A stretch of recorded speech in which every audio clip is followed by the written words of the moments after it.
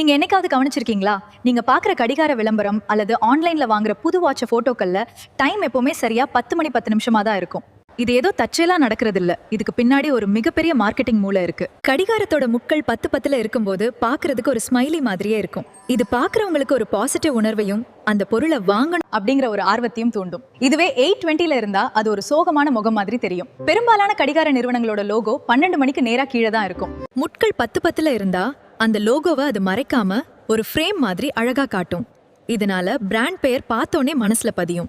வாட்ச்ல இருக்கிற மற்ற சின்ன சின்ன டயல்கள் அல்லது தேதி காட்டுற விண்டோஸ் பெரும்பாலும் 3, 6, 9 மணிகளுக்கு நேரா இருக்கும்.